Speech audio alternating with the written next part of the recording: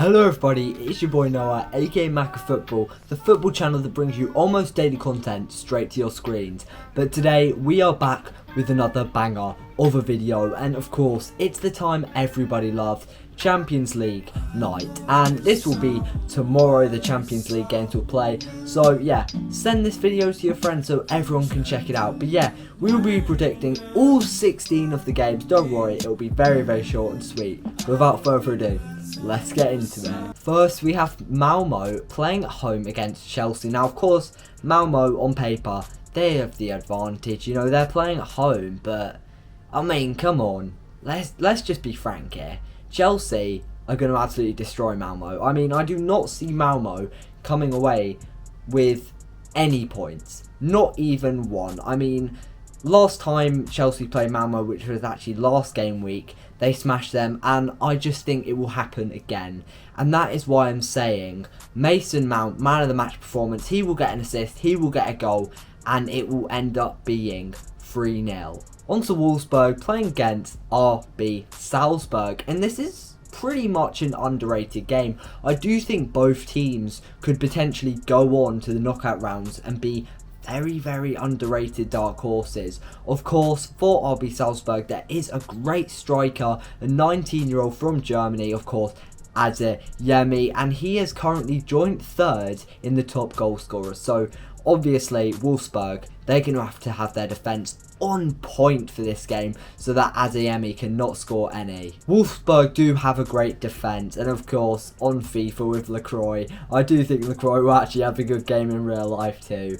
But I just see Wolfsburg coming out with a win here, 2-1, just because, you know, they do have some deadly strikers going up top. You know, Weghorst, of course he is one, and I just think they're the better team all round. On to Villarreal playing at home against Young Boys. Now, when Manchester United were playing Villarreal, oh my gosh, I was scared. I mean, Villarreal, they played 100 times better than Young Boys against Manchester United, and Young Boys beat us, so I don't know how they did that, but they are a very scary side. And I've been watching one player for them, especially, called Danjuma. You know, obviously he was a very big championship star. You know, he used to play in the Netherlands, but he got his big move from Bournemouth to Villarreal, and he's just been so great. You know, he's very clinical, he knows how to run past player, and honestly, I'm pretty sure Young Boys should be scared.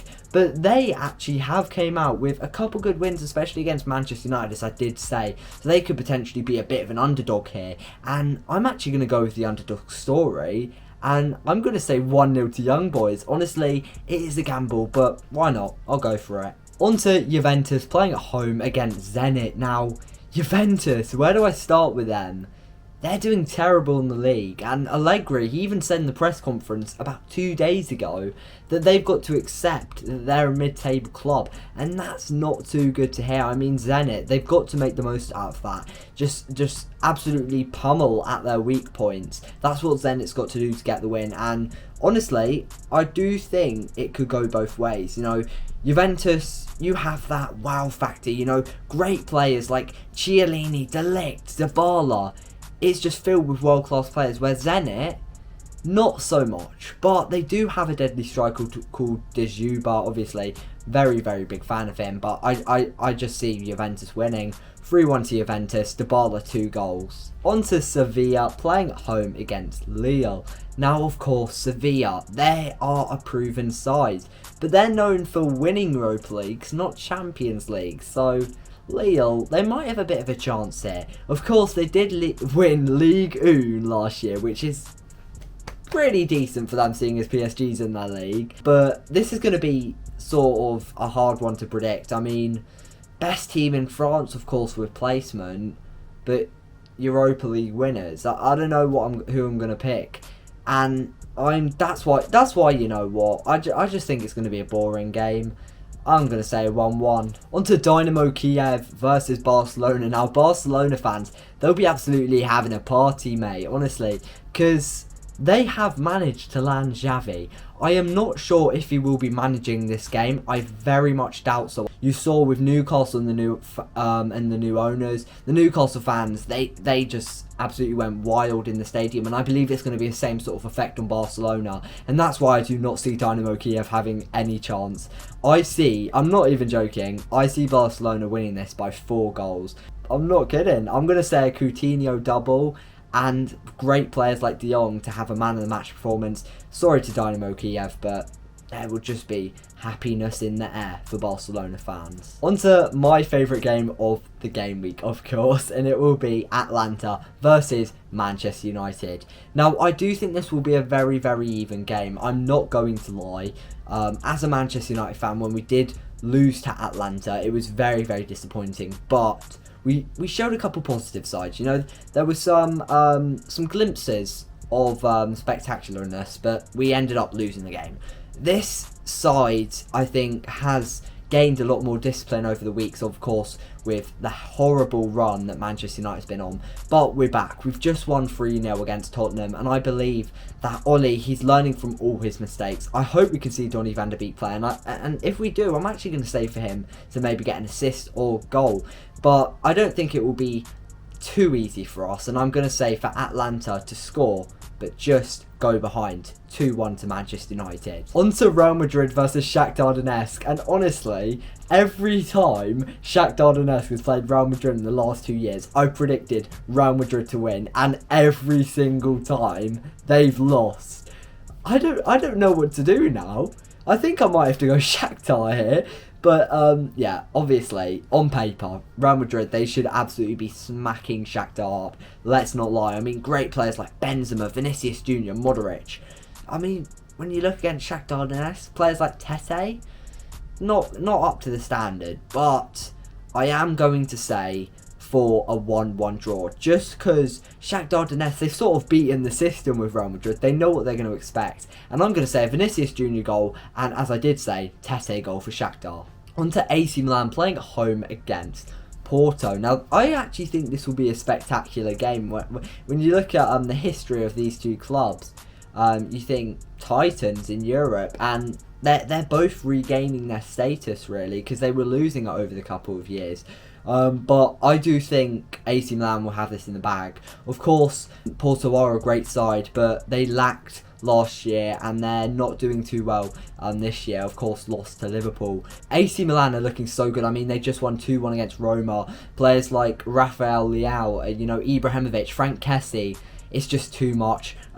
So I'm just going to say a 2-1 win. On to Sporting playing at home against Besiktas, and I'm not going to lie, I don't know what would happen. I mean, Besiktas, they know how to pull off insane shock for football fans around the globe. I mean, that crazy win against Manchester United, they beat Leipzig last year, I believe, and they're actually not looking too bad at the moment. I mean, they've got some great players.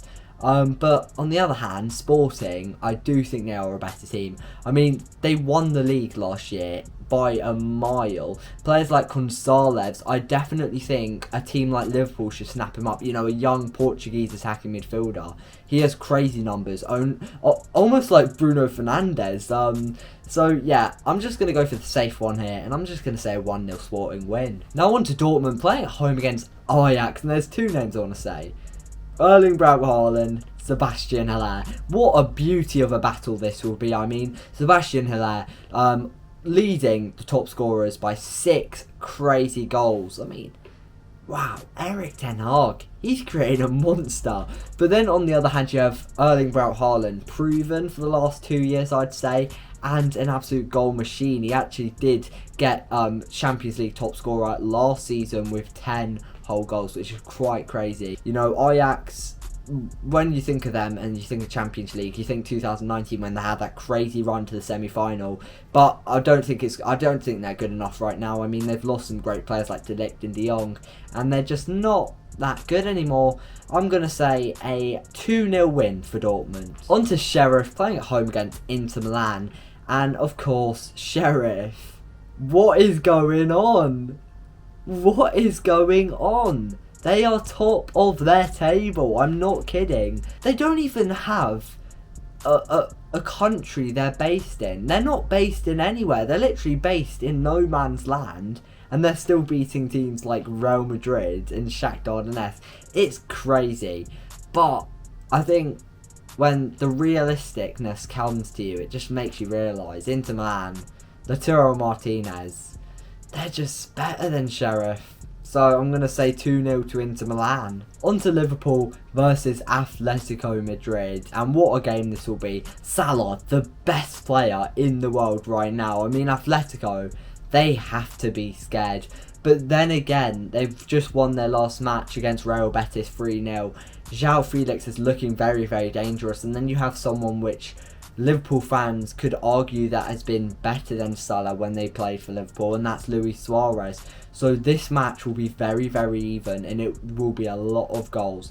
But I'm going to go for Liverpool. I'm going to say 4-2 to Liverpool with another Mohamed Salah hat-trick. I'm saying it right now. On to Manchester City versus Club Brugge. Of course, Manchester City, very, very entertaining. I'm sure that they're going to score a lot of goals. But Club Brugge, I just don't think they're going to put anything into this match. I mean, I think it will just be Manchester City continuously taking shots and shots and shots. I mean, Kevin De Bruyne, Phil Foden, Gabriel Jesus, Bernardo Silva, Riyad Mahrez, who is actually in the top scorer sheet right now for the Champions League. And I am going to say another Riyad Mahrez goal, a Bernardo Silva goal, a Kevin De Bruyne goal, and a Phil Foden goal to complete a 4-0 victory over the Bruges man.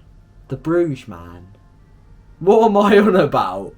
It's always me with weird little nicknames. The Bruges man. Ugh, crikey. On to our last game of the video, and it is RB Leipzig versus PSG. A great game. For the last 2 years they've been in the same group. It's a funny coincidence. But yeah, I'm just going to say it right now. I do not think PSG are very good. I mean, I looked at it and the numbers are crazy. When Messi's played for them, they've only won 60% of their games. They're supposed to be the richest club in the world, other than Newcastle. Newcastle haven't even bought any players, so it doesn't really count. What is PSG doing in the league? I mean, come on now. I just don't think they're that good, and so I'm going to say it right now. RB Leipzig to win. I just think players like Christopher Nkunku, who is actually 4th in the goal tally for the Champions League, they'll be ripping up defenders like Kimpembe. I mean, it's an absolute nightmare what they're going to do with Sergio Ramos, because they're thinking about terminating his contract. 3-0 to RB Leipzig. Okay guys, thank you so much for watching. Honestly, if you're new to the channel, click on the channel and look at the videos I'm making. If you like them, go ahead and subscribe so you can see more. Anyway, thank you guys so much for watching. It's been your boy Maka, aka Noah, and peace.